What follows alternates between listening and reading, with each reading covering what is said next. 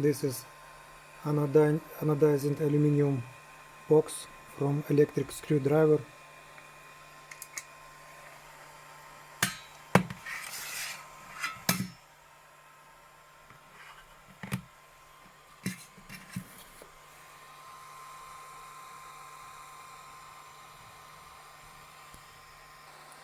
Now, with same settings, we engrave in screwdriver.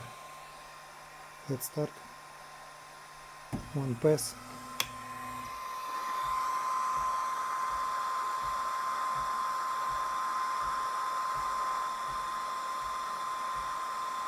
Anodizing paint is evaporating and leave flawless metal.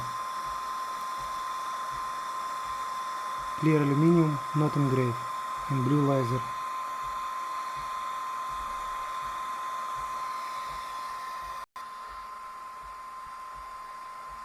Okay, we're almost done.